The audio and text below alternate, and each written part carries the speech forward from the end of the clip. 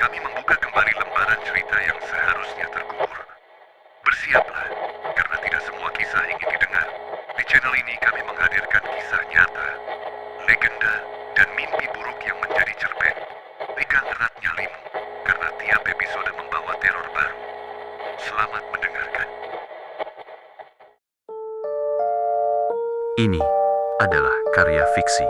Semua nama, karakter, peristiwa, dan tempat dalam cerita ini adalah hasil imajinasi penulis dan tidak nyata. Kesamaan dengan kejadian atau orang, baik yang masih hidup maupun yang sudah meninggal, adalah kebetulan belaka dan tidak disengaja. Judul cerita, Kos-kosan di Jalan Sepi. Aku pindah ke kos-kosan di Jalan Anggrek itu karena darurat. Harganya murah, lokasi dekat kampus, dan yang punya kos, Bu Darmi, bilang ada kamar kosong di lantai 2. Dulu ditempati seorang mahasiswi, tapi dia sudah lulus dan pulang kampung, katanya sambil menyodorkan kunci. Kamar ke-207.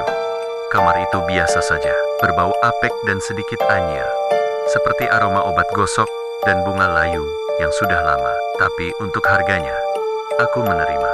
Aku mulai menata barang-barangku.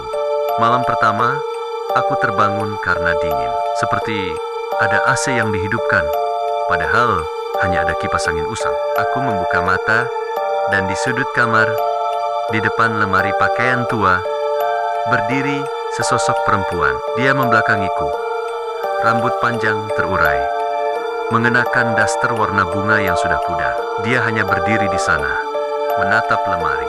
Apa? Siapa? Gumamku. Suaraku tercekat. Dia tidak bergerak. Perlahan, kepalanya mulai miring, seperti sedang mendengarkan sesuatu. Kemudian, dengan sangat pelan, dia menoleh ke arahku. Wajahnya kosong. Tidak ada mata, hidung, atau mulut. Hanya datar seperti telur yang dikupas. Aku menjerit, meraih handphone untuk menyorotkan senter. Cahaya itu mengenai sudut kamar, dan tidak ada apa-apa, hanya lemari tua. Jantungku berdegup kencang, halusinasi karena lelah, pikirku. Keesokan harinya, aku bertanya pada Bu Darmi. Bu, di kamar 207, dulu penghuninya bagaimana? Bu Darmi, yang sedang menyapu, terhenti. Kenapa nak? Aneh aja Bu. Dingin, dan ada kesan gak enak. Bu Darmi menghela napas. Itu Sri. Anaknya baik, tapi pendiam. Dia bunuh diri di kamar itu. Ditemukan tergantung samping lemari itu. Seminggu setelah dia diketahui gak lulus skripsi. Darahku membeku. Tapi tenanglah, Bu Darmi cepat-cepat menambahkan. Sudah diruqyah. Kamar juga udah lama gak dihuni. Mungkin kamu belum terbiasa. Malam-malam berikutnya, kejadian aneh berlanjut. Aku sering terbangun jam 3 pagi persis. Kunci kamar berbunyi seperti digoyang dari luar. Kadang ada suara isakan perempuan dari balik lemari. Aku mulai menghindari lemari itu. Aku bahkan menempelkan kertas ayat kursi di pintunya. Hingga suatu malam, setelah begadang mengerjakan tugas, aku tertidur pulas. Aku bermimpi. Dalam mimpi, aku berdiri di kamar yang sama, tapi suasana muram. Seorang perempuan dengan wajah sedih sedang melipat baju, memasukkan semuanya ke dalam kardus. Dia menangis pelan, lalu dia berdiri, mengambil seutas tali. Dia mengikatkan talinya pada gantungan di atas, lalu berdiri di atas kursi. Sebelum dia menginjakkan kakinya, dia menoleh ke arah kuka tempat tidurku dan berkata dengan suara parau, "Kamu yang berikutnya." Aku terbangun terisak. Kamar kembali sangat dingin, dan kali ini aku mendengar suara itu bukan dari mimpi, dari dalam lemari.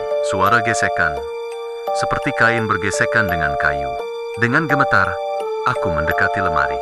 Suara itu semakin jelas, seperti tubuh yang bergoyang perlahan, menggesek sesuatu. Aku ingin lari, tapi rasa ingin tahuku atau mungkin sebuah paksaan tak kasat mata membuat tanganku meraih gagang pintu lemari. Nafasku tertahan. Aku menarik pintu lemari itu terbuka. Di dalamnya tergantung bukan Sri, tapi diriku sendiri. Wajahku pucat membiru. Mata terbuka, melotot kosong. Lidah menjulur, tali tambang kasar melilit leherku. Tergantung pada gantungan besi berkarat, tubuhku berayun pelan, menyebabkan suara gesekan itu. Aku terjerit, mundur sampai terjatuh. Aku memejamkan mata sekuat tenaga, berharap ini mimpi buruk lagi. Ketika aku membuka mata, lemari itu tertutup rapat. Sunyi, tapi sejak saat itu, aku tahu. Dia tidak ingin menakutiku. Dia ingin tempat ini kembali. Dan caranya adalah dengan membuat penghuni baru, mengambil alih perannya. Aku tidak lagi bisa tidur tenang.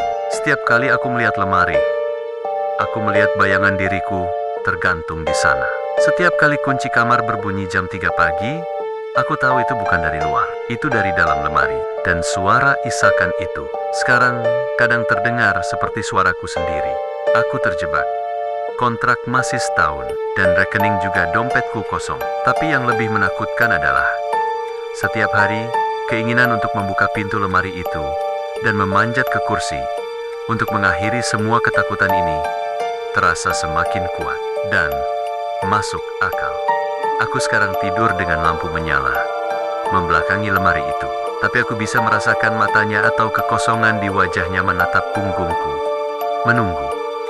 Karena di kos-kosan ini, kamar sudah punya penghuni tetap, dan aku hanyalah bungkus sementara, yang sebentar lagi akan dibuka, dan isinya akan diambil alih.